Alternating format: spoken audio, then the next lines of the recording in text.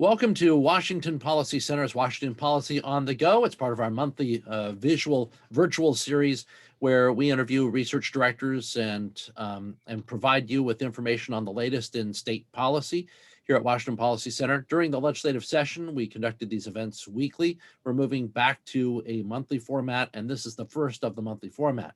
But because so much happened in the final days of what was a very historic and troubling legislative session for 2021, we thought that we would begin our monthly series with a major wrap-up. And this is going to be a legislative wrap-up roundtable featuring almost all of our center directors.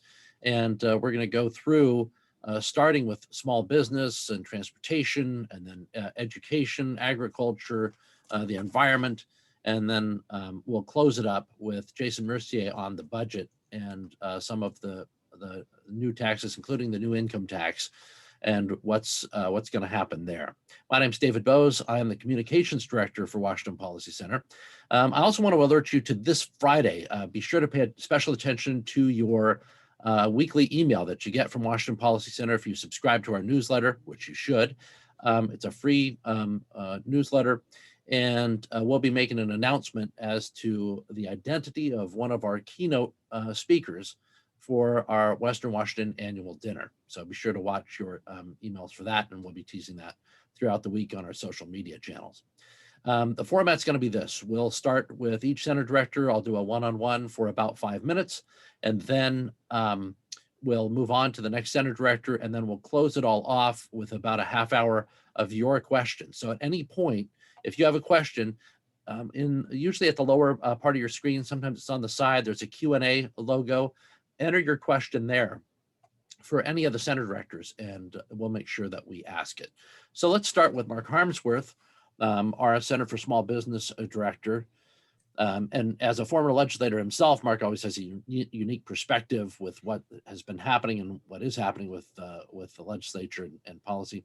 Mark, thanks so much, of course. From a small business perspective, in an era of lockdowns and changing metrics, why don't you give us your view on how the legislature identified the key problems facing small business and what's left in the aftermath? Yeah, thanks, Dave, for hosting us today. This session was kind of a mixed bag, and not all of it was good. There were some good things that happened. There were some things that definitely did not help small business. So I'll start with a few of the downers, and then maybe we can pick up on a few positive things to finish up the short conversation here. A couple of bills that went through, one of them did not pass, thankfully, is a bill which is House Bill 1076. It's referred to as the Keaton bill.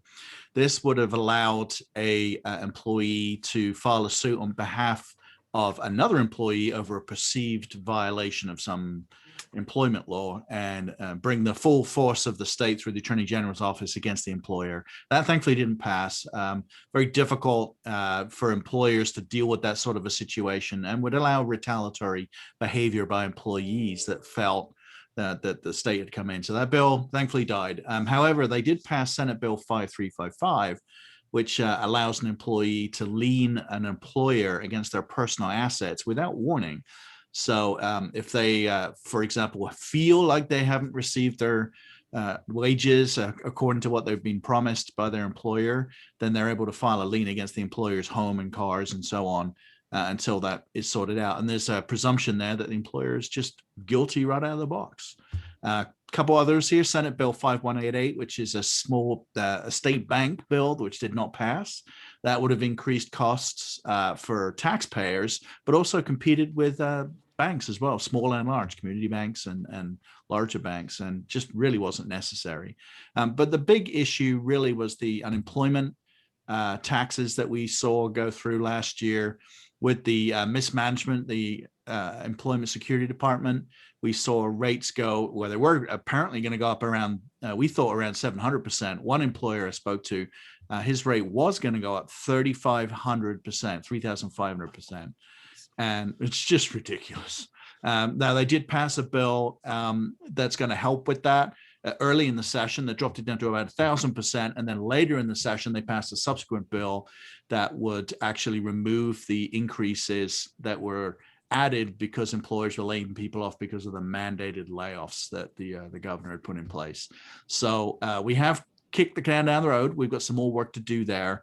So we'll hopefully the legislature next year will go through and correct some of those issues. Forgive me if this sounds stupid, Mark, but is there any limitation on, with revenue growing in Washington State, and we've achieved these record spending levels where now every legislative session there's just a new record being broken. But with situations like this unusual situation, historically unprecedented in Washington State, where the government steps in and says you cannot do business or severely limits what business you can do, forcing the layoff of all these public employees, is there a way for funds to be moved, or is there any restrictions on other funds to be moved to replenish the fund, the unemployment fund, so that businesses wouldn't be hit with 1,000% increase on this kind of thing? Well, ultimately, don't force them to lay off in the first place. Well, That's I mean, the real solution. But if you do that, But- you can't just stick them with a bill Right. like that can't pay. Yeah, and which is what a lot of the legislators on both sides of the aisle realized this when this went through. No, there's no restriction. They could use the general fund. They could use the rainy day fund. They could use different monies that they're getting. And as you indicated, and we're going to hear from Jason later, the state's record revenues right now, despite the pandemic. And so the state could be moving money from the general fund into the unemployment trust fund to prop that up. The other place they get money from is the federal government, and they're actually forced to take a loan if the fund drops down below a certain level. So really, the long-term punitive lockdowns that we've seen have created this problem. The state created this problem, and the state should be helping to try and fix the problem. So your point is well taken. Well, then I wanted to follow that up because oftentimes we'll point out, some disastrous thing that happened in the legislature. But I'd also like to point out that it doesn't have to be that way. I mean, you've put together some recommendations for change in the unemployment system that have been done in other states where we can avoid many of the problems that we face today just by changing the system. Instead of narrowly focusing on, hey, we've got to prop up this system or fix, kind of quote unquote fix it. We can just change the system so that it better serves people at lower risk. You want to describe that briefly? Yeah, so let's pick on a couple of things. The first is the backlogs that we saw when folks started to register for unemployment. That's easy to fix. First of all, have good authentication systems in place, which with Microsoft and Amazon in our state, you'd think there'd be some help there for the state government to figure that out. But apparently not. So get that done up front. And we actually spent $44 million in a legislative session while I was in Olympia to try and help improve ESD systems. Apparently that didn't happen. And you can do pre-registration then, where if you think you're going to get laid off in the future, then you can register with ESD ahead of time. This is what our proposal is. You could register with ESD, and that way you've gone through the authentication process. So if you do have to draw on the account, then you're already in the system, you're already authenticated, they know who you are. So you don't end up with that backlog. Secondly, we could be looking at private accounts as well, a mixture of a state-backed account for those that really fall down on their luck, and then a private account where you're paying in and you have control over that money, similar to like a 401k or a pension, and that money can then be drawn on and even returned to you when you retire, potentially, depending on how you structure it. So there's lots of things we could do here to reduce or mitigate some of the issues that we saw, the 615 million stolen by the Nigerians, and then the additional 300 million that we've seen potentially in just general fraud, including some of ESD's own employees. For our viewers, I just want to remind you, at any point, you can write your question into the Q&A box. It's the little conversation bubbles there at the bottom of your screen, usually, or on the side of your screen in your Zoom toolbox. You can write a question for any Senate director at any time. Real quickly, Mark, I know we're out of time for that, but you've also done some work for the Center for Transportation, because Maria Frost, our Senate director, is out spending some quality time with her newborn. And I just wanted to get a quick response from you on the overall transportation scene from this legislative session. I'm sure we'll talk additionally about the taxes that have been increased later, but if you want to just touch on that real quick from a broad point of view, that'd be appreciated. Yeah, so I'll leave Jason to talk about low carbon and cap and invest, which were passed. They will increase gas approximately 54 cents a gallon. But basically, the transportation budget this year is a do no harm budget. It basically keeps the doors open, keeps the projects going. They could not reach agreement on a revenue package. There is talk that they're going to bring a special session to take a vote on a revenue package to start adding new projects to the transportation budget. We'll see how that plays out this year. The proposal at the time was an additional 10 cents gas tax increase on top of the 54 that we've already talked about. So we'll see how that plays out this year. But the budget right now really just keeps things going. It reallocates some money into different projects that haven't started. But bit of not a nothing burger, but it really didn't do a lot. So we'll see if they call a special session. Those taxes right now are going someplace, and I'm sure Jason will tell us where. Well, I'm sure we'll get more into that conversation. I'm just blown away by, for the last 2 decades, we've been warned that if there's an emergency, if anyone opposes any gas tax at any time, we're reminded that there's a bridge is in disrepair, that it's a danger, we're an earthquake zone, and unless we get better with our upkeep and repair our infrastructure, we're in deep trouble. And yet, more and more and more money comes in, and it goes somewhere else. And it's a lack of priority. We'll talk more about it later. Mark Harmsworth, thanks so much. We'll get with you in the question and answer time. Now let's bring forward Lee Finne, our Center for Education Director, to talk a bit about education. Lee, one of your passions this session has been charter schools and the desire for charter schools to continue. How did charter schools fare in the 2021 legislative session? It was not good news for charter schools. There was a bill introduced to extend the time for opening new charter schools for another 5 years. And that was killed by the Democrats in charge of the education committees.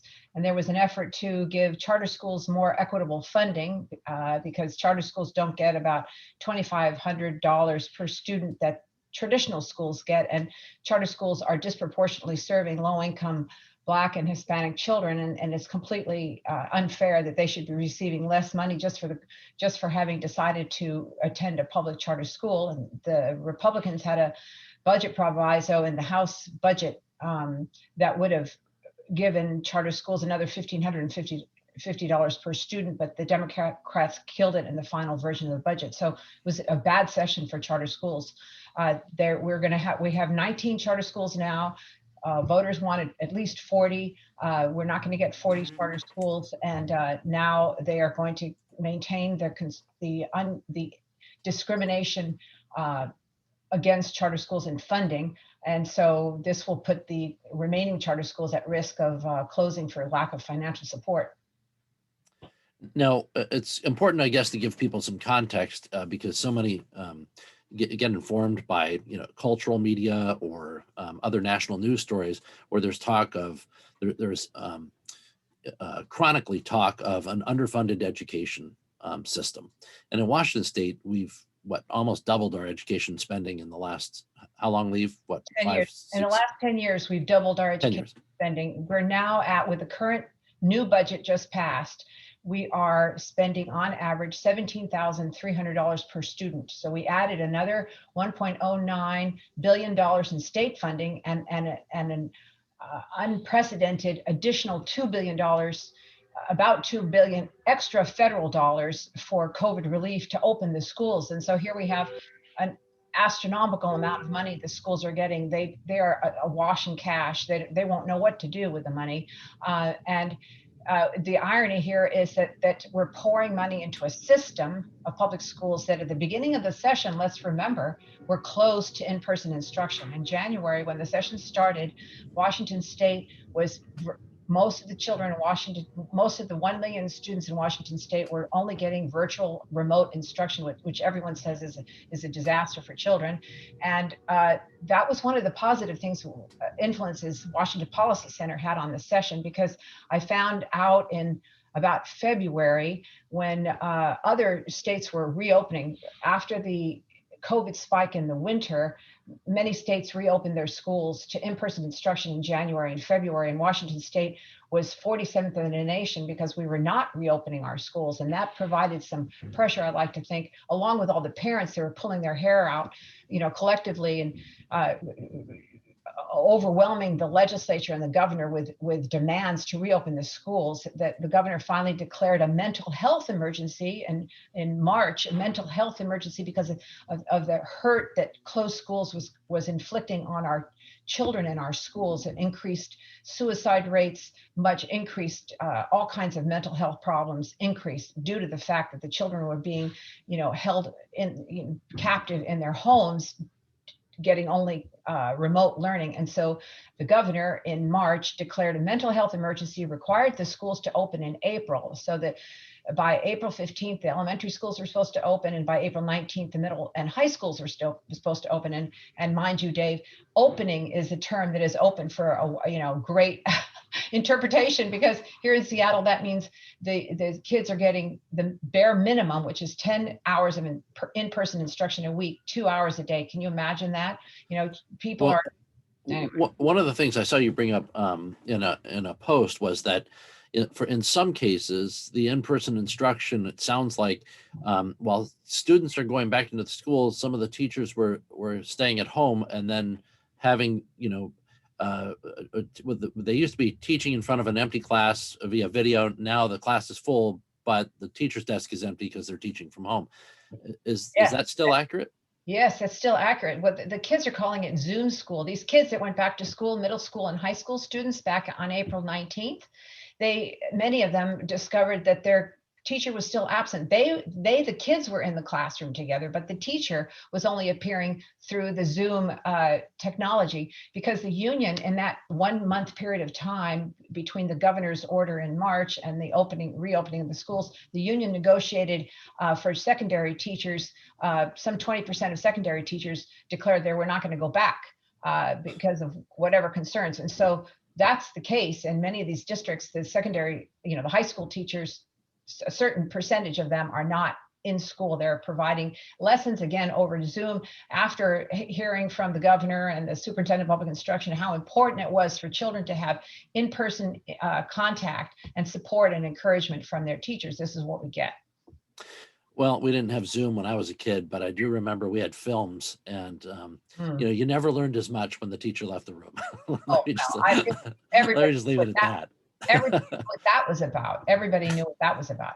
But one of the positive things that happened during the session is that we were able to expose the effort of the radical left to impose the critical race theory training of staff in the public schools. And unfortunately, the legislature was either deluded or did not understand, or perfectly well understood what they were doing when they were mandated the training of staff in what they call diversity, equity, inclusion, and anti-racism training, which is just code words for critical race training, which is going to teach our staff that they are that the most important quality that they have is the color of their skin, and that they would, if they are white, they will be labeled by the government as oppressors, and if they are not white, if they're Black or Hispanic, they will be labeled as oppressed, as victims of the oppressors. And this is a very bad development. It violates our core civil rights protections. I testified multiple times saying that this was illegal. This would violate our First Amendment rights,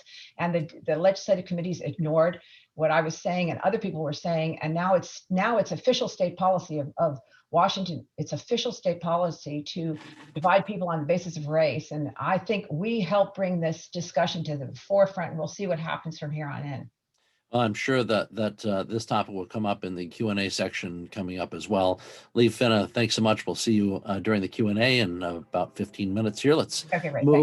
Thank you. Let's move on now to Pam Lewison. She is the director for our initiative on agriculture, and is chronically frustrated by the misperceptions of agribusiness on the part of largely city-dwelling legislative officials. And I doubt that this particular legislative session gave her any comfort whatsoever.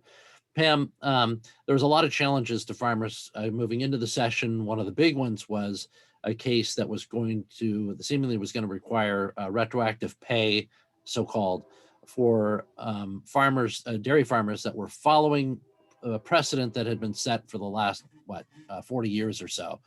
How did it all shake up, and where are we at with that?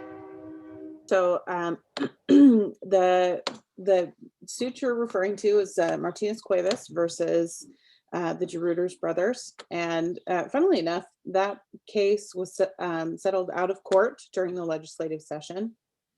But the precedent that was set during that case requires all dairy farmers to pay overtime as soon as any of their employees hit 40 hours a week. So if there are any dairy farmers watching that aren't doing that, please be starting to do that right now.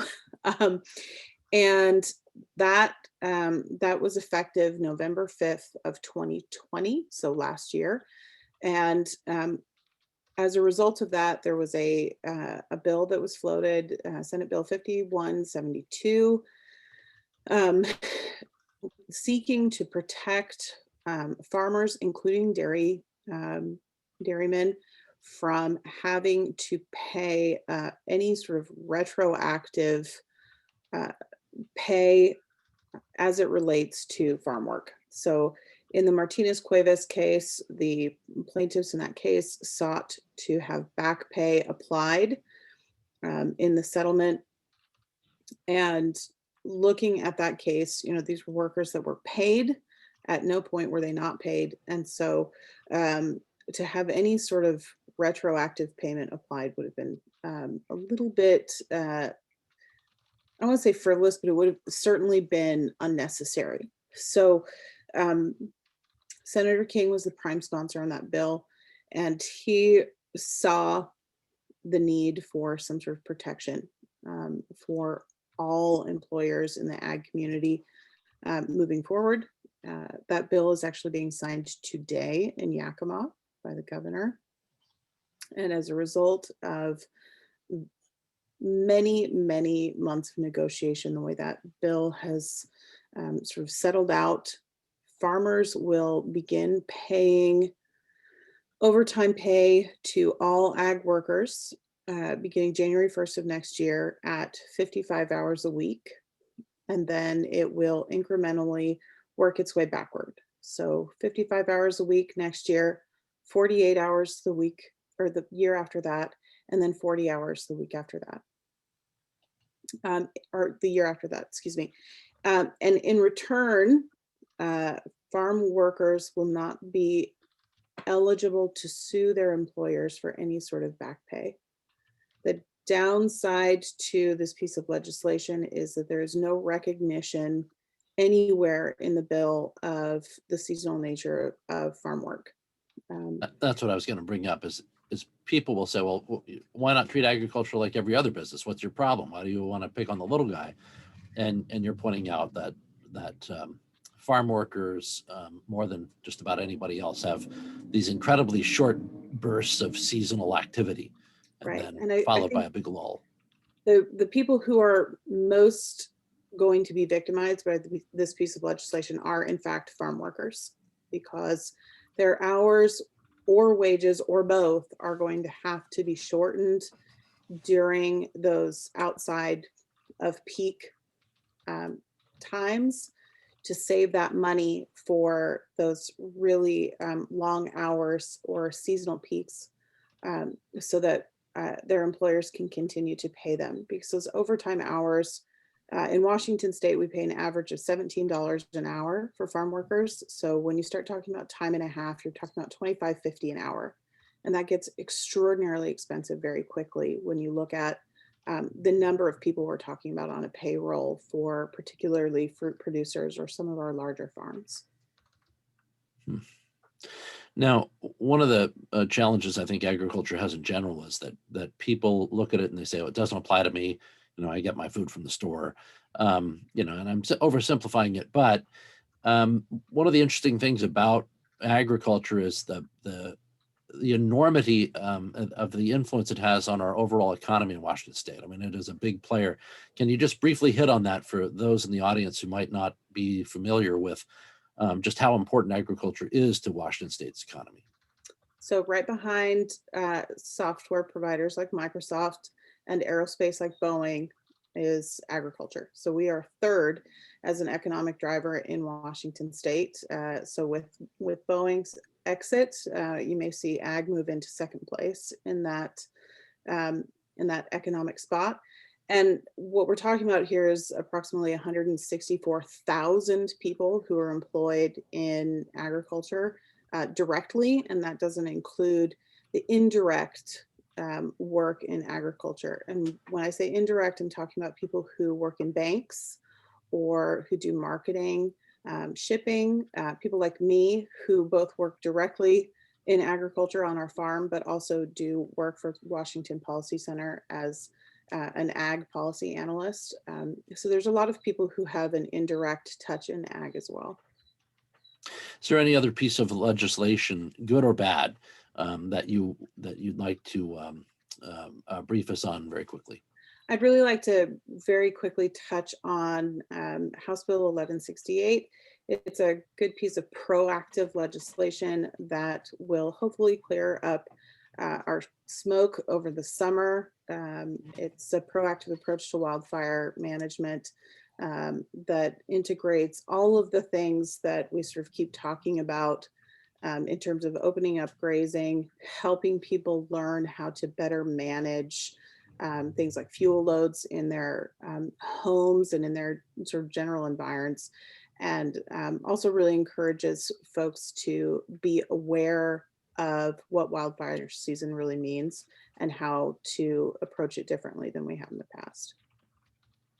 Pam Lewison, Director of our Initiative on Agriculture, thank you so much. We'll bring you back for the Q&A section here in just a little less than 10 minutes. Now I'd like to bring forward Todd Myers, our Center for the Environment Director, and also key advocate for occupational licensing reform, one of the rare wins of this particular legislative session. Just to change the pace of things a little bit, Todd, why don't you tell us about that particular win? Well, they go hand in hand, environmental policy and occupational licensing. I think everybody sees the clear connection. No, it's just one of those things that, you know, when you work in Olympia and work in politics, you occasionally stumble across things you just think are fundamentally unfair and that need to be changed. And this is one of those that I saw and have worked on for several years.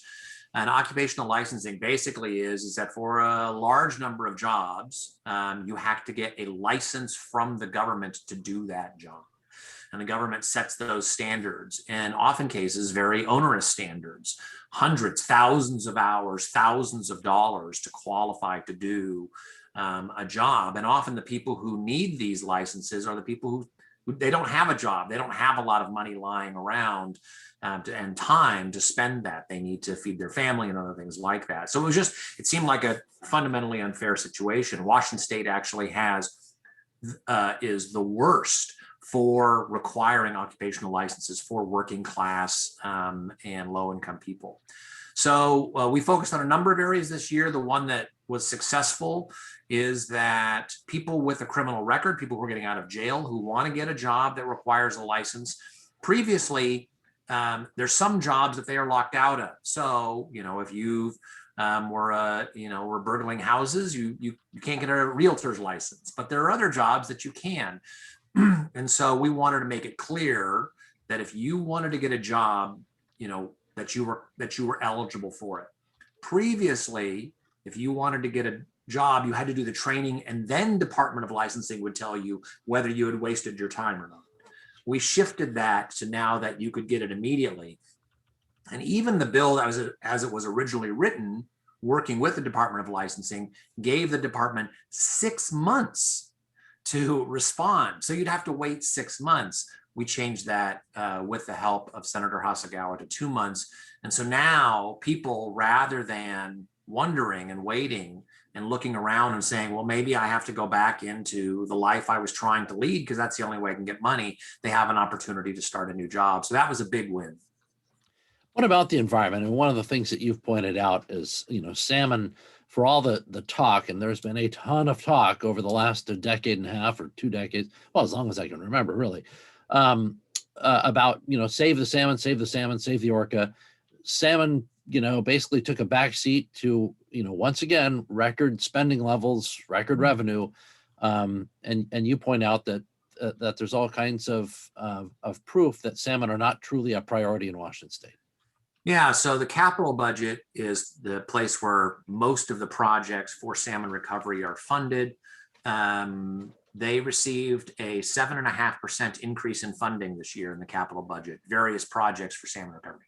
That sounds like a lot, but the capital budget increased by 24%.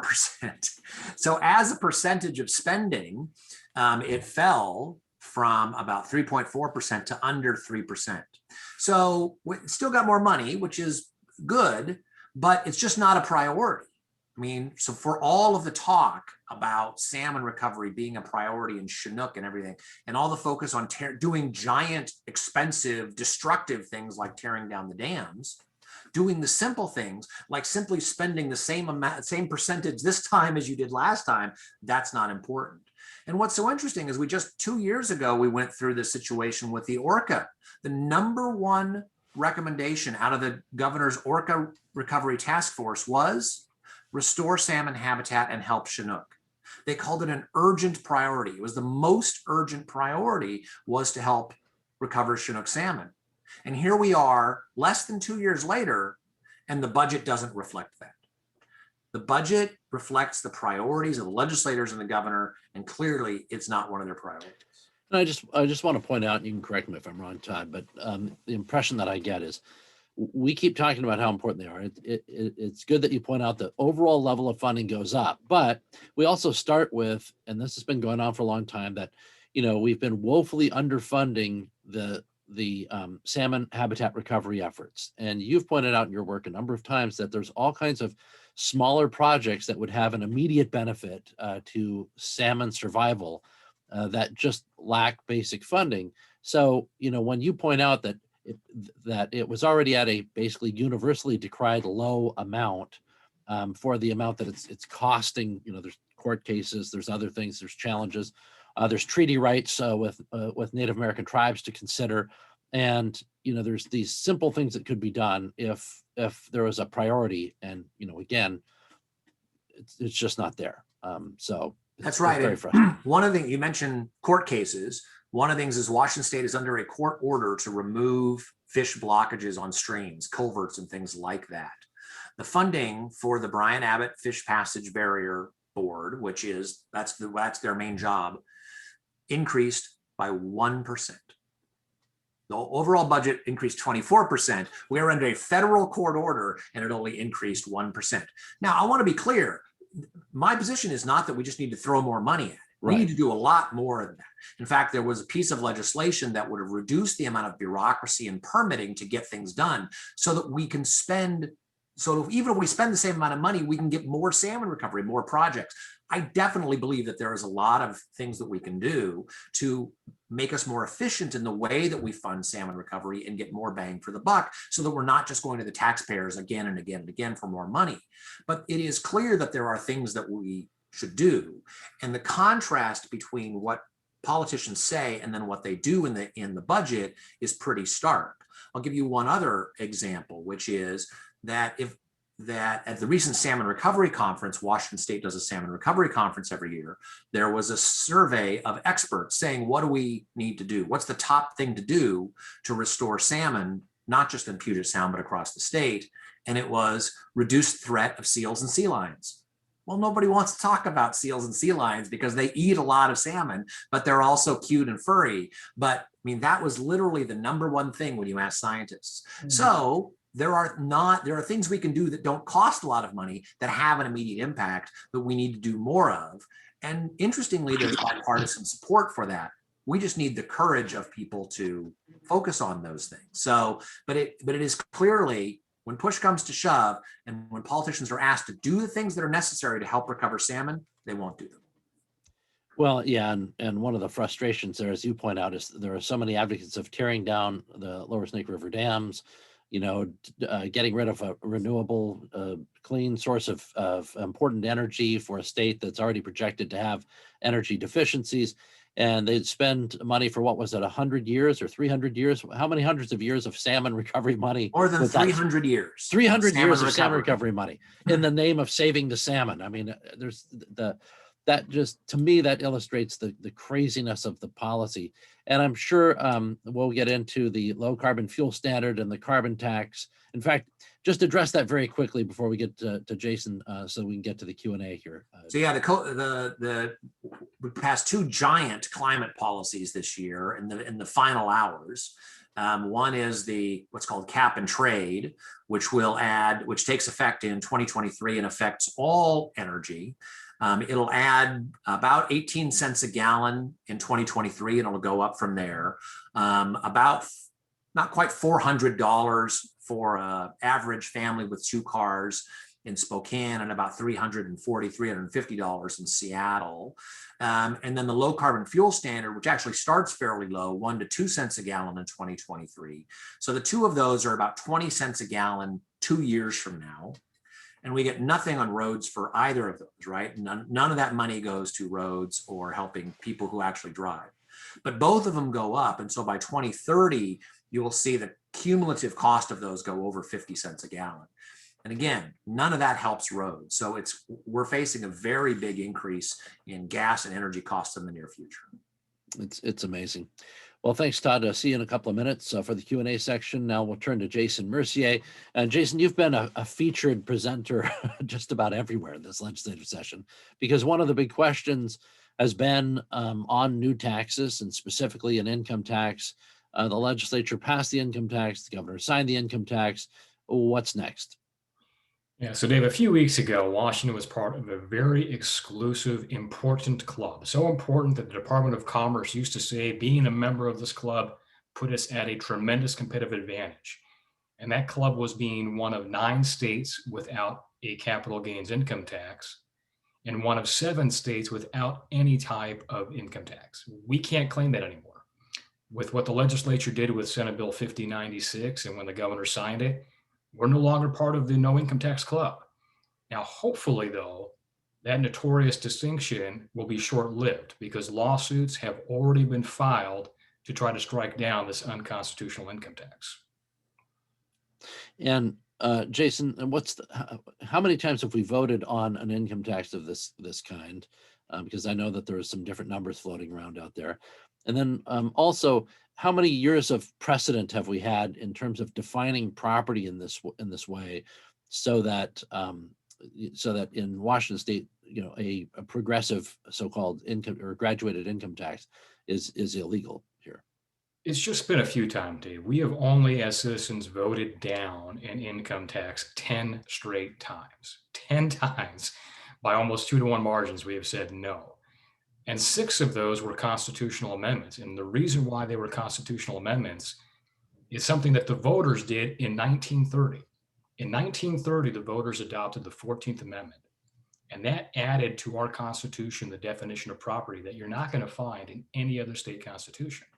It says property is everything subject to ownership, whether tangible or intangible. So basically, if you own it, it is property. Now, that doesn't mean you can't have a flat 1% income tax. You can do that because that conforms with the other property tax restrictions, but you can't have a graduated income tax. And the Supreme Court has repeatedly ruled that based upon that constitutional amendment the voters adopted in 1930, you own your income. And in fact, in 1960, after the legislature had twice before tried to pass what they called an excise tax on income, the Supreme Court said, stop doing this. Stop asking us to change our repeated rulings. If you want a graduated income tax, amend the Constitution. But you can see the voters have said no 6 times to that, 10 in total. So why are we doing this yet again? Well, we're doing this yet again because those who want an income tax won't take no for an answer and have cooked up a scheme to where they think that if they get before the Supreme Court today, the justices will change their repeated rulings. Is that possible? Anything is possible. Is it likely? I'm actually pretty confident the Supreme Court is going to do the same exact thing they've done for nearly 100 years and tell the legislature, no, it's property. You have to do a constitutional amendment. Yeah, I think it's also a dishonest way to view the law. I mean, if you're just chopping around to try to figure out how to change everything over 100 years instead of going through the due process, then to me, I mean, that's my view. It's a it shows a disrespect for rule of law and process. Jason, one of the things that you've pointed out also outside of the tax issue is the importance of checks and balances on emergency powers. And this has come to the forefront because in Pierce County, there's been a number of legislators who've stepped forward and written a sternly worded letter to the governor now that they're out of session and have no ability to do anything. They're concerned about what's happening or what potentially could happen with Pierce County. Why don't you walk us through what happened with emergency powers in this legislative session and what was at stake and where are we now? Yeah, what happened was nothing. The majority leadership refused to act on bipartisan bills, numerous bipartisan bills that simply would have done the same thing in Washington that is occurring in almost every other state in the country. And that is after a set amount of time, whether it's 30 days or 60 days, the executive, the governor, just has to get permission from the legislative branch of government, actually charged under the Constitution with setting policy, to continue something. And why I say this is in existence in almost every other state, whether you agree or disagree with every decision the governor has made is totally irrelevant to the statutory authority and the requirement for legislative oversight. And statutorily, Washington we actually rank 4th worst across the country for legislative oversight. It's just non-existent. Whatever the governor wants to do for as long as he wants to do, he has the authority to continue to do. And this is why you saw those bipartisan bills that just simply would have put some type of legislative oversight after a certain amount of time. But again, some bills were totally denied hearings. Bills never got floor action. And in the last week of session, realizing how critical it was to make sure that we don't go through another 6 months before the legislature comes back into session without any type of oversight, there were procedural motions by the minority Republicans in the House and the Senate to bring these bipartisan bills to the floor, and they were rejected on party line votes. Yet somehow, which we knew was going to happen, you could just see this coming. A week after session, the governor yet again changed his metrics, changed his rules, and didn't give Pierce County the same flexibility that he gave King County and Snohomish County. And now we have converts from the Democratic delegation in Pierce County, including the Speaker of the House, saying, you know what, maybe there should be some legislative oversight. Welcome to the party, but it would have been nice if you would have done your job while you were in session. And it's stunning to me that you can wait until you're powerless. You have all of this, as you say, bipartisan examples of why this would be an important bipartisan issue. And it really shocks me because I thought that there would be an institutional desire on the part of both the Senate and the House to retain the legislative prerogative, not just a party rule, but also, even though, party rule would just be eliminated because the same party controls both houses and the governor's office. So that would be an even stronger reason why the institutions themselves would kind of assert their authority, and that didn't happen. And that actually surprised me a great deal. I mean, the reality is, with the political makeup of our legislature, they probably would have affirmed and continued everything the governor has done. Right. That would have occurred through a public process, giving 147 lawmakers time to hear from their constituents and weigh alternatives, what is occurring everywhere else in the country, but just not in Washington. Okay, I'm going to bring forward all the center directors so that we can get to some Q&A. We've got, I think this is the largest roundtable we've ever hosted here on a Washington Policy on the Go. And I want to make sure we get to some of our audience questions. And at any point, you can add your question to the Q&A box. Try to avoid putting it in the chat function because it's a little harder for me to get to. And if we don't get to your question, we'll make sure that it gets emailed to you separately if you provide that info. Let's start with you, Todd. What are some of the cost-effective salmon recovery efforts that are going on right now but would benefit from additional funding? Oh, there's a couple. One is, as I said, doing something about seals and sea lions. You get a big bang for the buck. But there's a political problem. We actually have done some good work on that. Senator Cantwell and then Representative Jamie Herrera Butler teamed up to make some changes to the Marine Mammal Protection Act that allowed removal of some sea lions at the mouth of the Columbia. And that's showing some results already. So there is bipartisan support for it, but it's a tough lift. The other thing is hatcheries, increasing hatchery production. We had a long decline in hatchery production for a while. And Representative Stokesbury actually put an additional $10 million in for tribal hatcheries in Washington state, primarily tribal hatcheries. That was removed by the Democrats because some environmentalists don't like hatcheries. We actually have a really good video with the Nisqually Indian tribe and their hatchery talking about the effectiveness of it that people can watch. So those are two things. And as I said, more needs to be done to make the work that we do on habitat restoration less bureaucratic, faster, more streamlined, those sorts of things. There was a small step taken this year, but more needs to be done. Next question. This could be for you, Todd, or maybe you, Mark.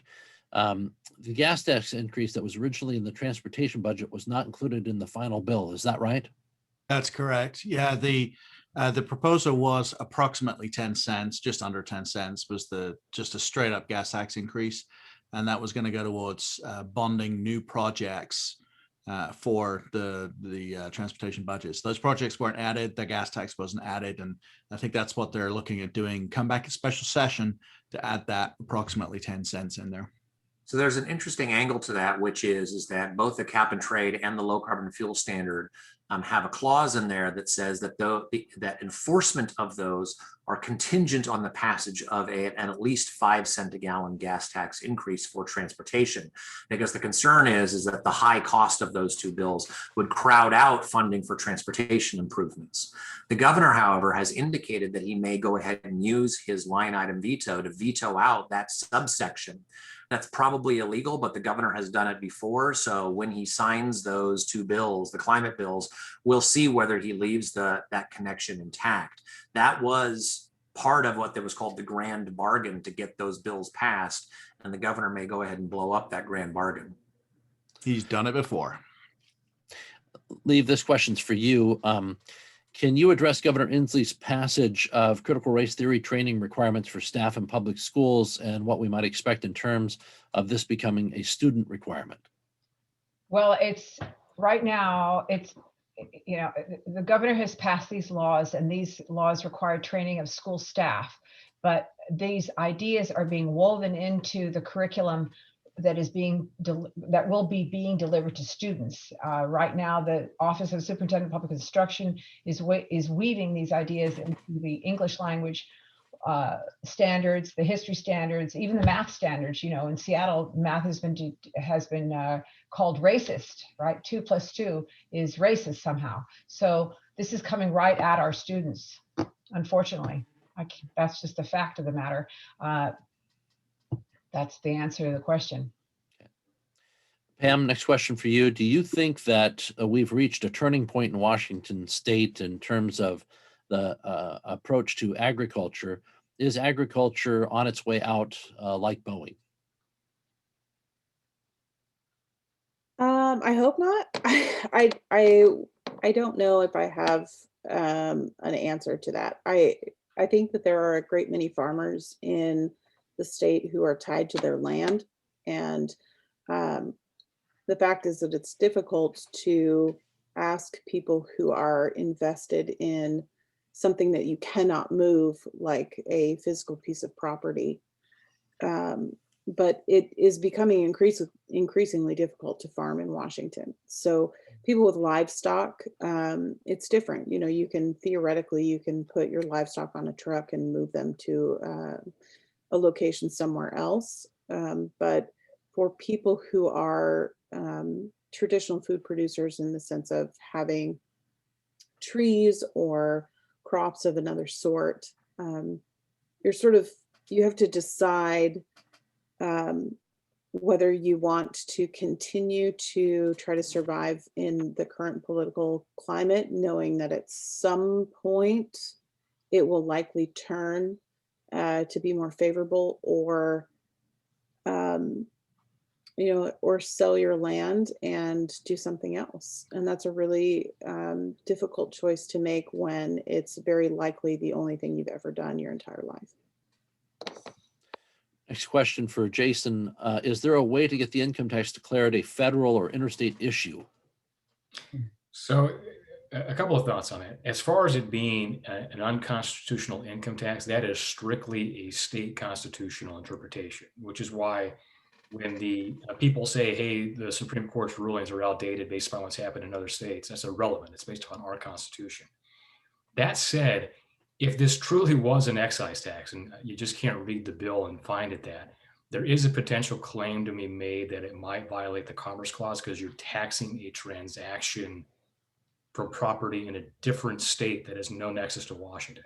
So if it was actually an excise tax, it probably would be violating the US Constitution. But since it's an income tax, it's violating the state constitution. Next question. What did the large increase in budget and the incorporation of federal stimulus dollars imply for the budgeting process in 2023? Did we create a bow wave with federal dollars that will be billed as a deficit in the next budgeting cycle? The jury is still out on that. It looks like, so the state budget is a $59 billion budget. Again, that's, I think, the third straight cycle of double-digit increases. Does comply with the 4-year requirement by the skin of its teeth. So at least it projects out in balance. Part of the problem was them draining down the $2 billion of the protected reserves, but they didn't spend it. They put it into a different savings account, basically to circumvent the spirit of the Constitution, but that money is still there if they run into a problem. It looks like with that additional $10 billion, $10 billion more that they got from the federal government, it looks like they were careful to do that on one-time expenses. So I think we're going to be okay, but we'll just have to see what happens because as Mark and Todd are aware, money is fungible and it gets shifted between accounts. We'll have to see what they do into the supplemental. Next question's for Mark. What do you think the chances are the legislature will actually enact a gas tax package of at least 5 cents in the next year or two before the 2022 elections? Well, I hope they don't, but the chances is what you're asking me. I think there's a fairly good chance they'll try and do something because of the linkage between the two bills that Todd's already mentioned, and the fact that they were pushing for almost 10 cents this session. And without that, the budget writers have been unable to come up with a way to pay for new transportation projects without borrowing more money. So they're going to want to use that money to create more debt in the form of bonding. We already pay, I think it's over 50% right now in our gas taxes to debt. So it just shows you it's a spiral that's never going to end if they keep going down this path. So unfortunately, I think they're going to give it a shot. This next question is for Todd. I've seen this come up a number of times, Todd, but it's always worth replying to. If this is about salmon, how come I can still buy large quantities of wild salmon caught at the grocery store? Well, some of that salmon doesn't come from Washington. Some of it comes from Alaska and other places. So that's part of it. But there is essentially an agreement to allow a certain amount of commercial sport. And then tribes have treaty rights, obviously, to catch fish. So we have basically said, okay, that even though salmon are endangered, that we can continue to catch them in an effort to try to get everybody pulling in the same direction on salmon recovery, because increasing salmon populations would also help commercial fishermen. Bill Ruckles' house, before he passed away, this was an issue that he argued that we should just shut down all commercial fishing for a few years. That seems pretty radical, but that's kind of where we are. The commercial fishermen, and I'm not an expert on these numbers, but the commercial fishermen tell me that they have reduced their total catch to try to help the populations. So they feel like that they have given some and that it's time for others to give some. So, but that's sort of where we are with that issue. Next question. Did we prohibit the sale of internal combustion engines in passenger vehicles after 2030? Basically, yes. That's kind of what they did. And a member of the Senate has just reminded me the Republicans actually did figure out how to fund transportation without a gas tax increase. So I'll put that out there. Yeah, they passed a bill that it's tied to the RUC charge, which is the GPS tracker that you put in your car. And by 2030, they've banned the sale of internal combustion engines in the state once that passes. So you'll see, and they've already done the pilots for this. This is the tracker that charges you. Initially, the estimate is 2 cents per mile. to drive your car as a replacement for the gas tax. But right now, there's no effort even to 18th Amendment protect that revenue, which gas tax is protected right now. Say that quickly 3 times over. And so you'll see that effort. Was it a hero bill? I think a little bit, because realistically, nobody's going to, you can't just transition out of where we're at right now in the next 9 years. There's no electric trucks yet, although we got a couple coming. And Pam will know there's no electric tractors yet. There's all sorts of things that just are not ready for the market. And the market should be deciding what's driving this anyway, not the state. So we'll see what happens, but they gave it a shot. I just don't think practically it's going to pan out. And just for non-wonky viewers, the 18th Amendment protections mean? Oh, that means that gas taxes have to be spent on things like roads, fixing potholes, and stuff like that. It cannot be spent on building buildings next to bus stations or transit or anything like that. It's a protected roads fund. Yeah. The next question, is there any effort underway to attempt to get an initiative measure to repeal the capital gains tax? So the legislature took care of our right of referendum very sneakily by doing their stealth emergency clause. So a referendum is dead. And in fact, the Secretary of State has already rejected petitions filed for that. You conceivably could still try to do an initiative to the people this year, but realistically, by the time it goes through the whole process, you'd have less than 3 weeks to gather signatures. That's not going to happen. You could do an initiative to the legislature. That's an possibility, but doing that gives the legislature the opportunity to put an alternative on the ballot. Most likely what you'll see is an initiative in 2022 to not only repeal this, but close the door on future gains on state and local income taxes. There's a quick follow-up on the question of internal combustion engines. How would our electrical grid hold up to that? I guess this would be Todd and Mark. Not well, at least at this point. So the Northwest Power and Conservation Council puts out an estimate on grid reliability and whether we have adequate resources for future demand. What they try to do is they try to keep us below a 5% chance of what they call loss of load probability, which is basically a shortage of electricity. We are currently at 7%. That number will increase to over 20% by 2024. So we are going in the wrong direction fast in terms of shortages. The more demand you put on the grid for more electric vehicles, the more challenges you have providing adequate resources to meet that, let alone removing 4 Snake River dams, which provide as much electricity as all of the wind and solar in Washington State combined. So it is a real challenge about how we're not meeting the standards currently at current levels demand. And if you put a lot additional demand on that, without the ability to flip on and off, which you can do with natural gas and hydro, but you can't do with wind and solar, it's going to be real difficult. Next question, what's causing the 3 to 6 times increase in wood products in costs? And is there a legislative solution? Yeah, this is a good question. And I'm not sure I entirely know the answer.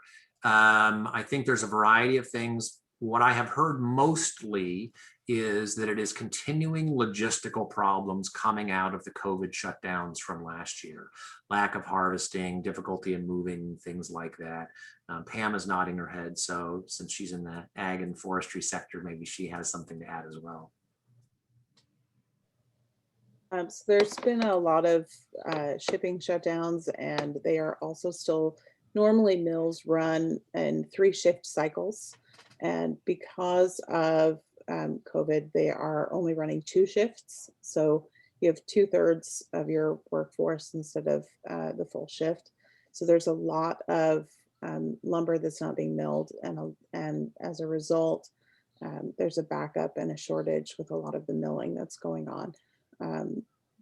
And that shortage they anticipate is going to continue for at least a year, if not longer. So construction materials in general are going to continue to become more and more expensive for quite some time. We're going to tackle 2 more questions. The first of the last 2, I should say, is does Governor Inslee have a phase 4, 5, or 10? Jason, I think this is your area. No, he has no plan. We are the only state outside of Hawaii with no plan. And I sense strong disagreement nowhere on the panel. So we'll move on to the second and final question. I want to make this a roundtable question Hey, and get Jason, every. I was told it was science, though. He's following the science.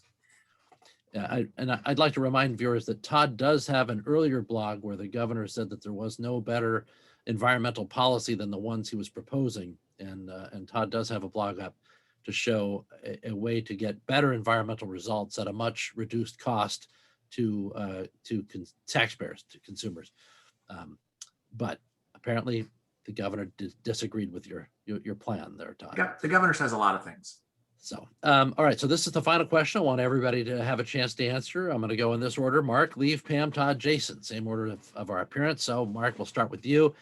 Short, quick answers, if you would. As a lifelong Washington resident and conservative, this viewer found the recent legislative session incredibly discouraging. How did this session feel to you, who deal with Olympia all the time? Was it unusual? Is there anything that you found encouraging? Very quickly, Mark. It was a little discouraging, but you know what it is? It makes us want to fight harder and make Washington even better still. Leave. Yes, there was discouraging elements, but I was encouraged by the fact that parents now understand who is blocking improvements in the schools, and it's clearly the union. The union's keeping the schools closed. It doesn't matter whether it's your superintendent, your school board. You know, it's the union. So that clarity, I think, will lead to better results, better informed electorate in the future. Pam. As a farmer, I was deeply discouraged, but I'm always optimistic for a new session and that things will change and for the better. Todd.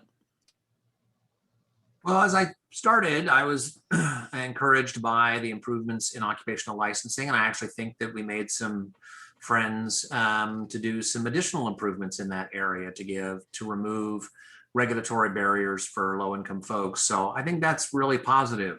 I will say, though, that at the end of the session, it was very frustrating to see the number of really dumb ideas on the environment that got passed. Bad ideas got passed.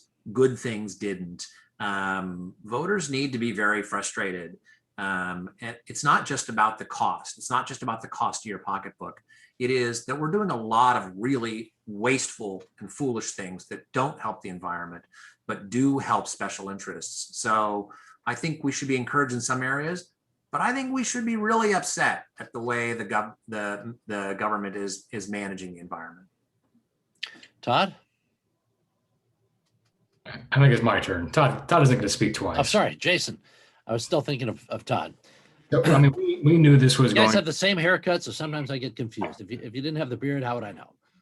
I mean, this session went kind of the way that I expected on policy. We knew that was going to be rough, but I never envisioned it as far as, I mean, there was many dishonest moments of the session, just on how floor debates were, denying things that were happening, claiming things were being said from other agencies to justify passage of a bill, and then the total failure from the legislative branch of government to assert its role in the biggest crisis the state has ever faced. I was not prepared for that.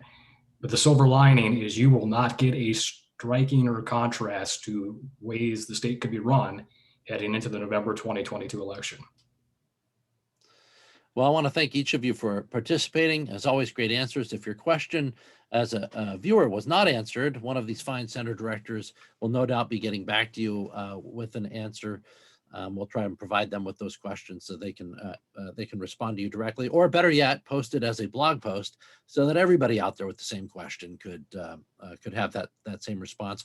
I want to remind people that we'll have a big announcement as far as a speaker for our Western Washington annual dinner coming up this Friday. So watch for your email newsletter from Washington Policy Center this Friday, or watch our social media sites for that. And don't forget to watch our events page for next month's Washington Policy on the Go. It's already there on under our events section on a washingtonpolicy.org webpage, and follow our blog daily. Thanks again for watching, and that closes this first of our new monthly series of Washington Policy on the Go. Thank you. Thank you.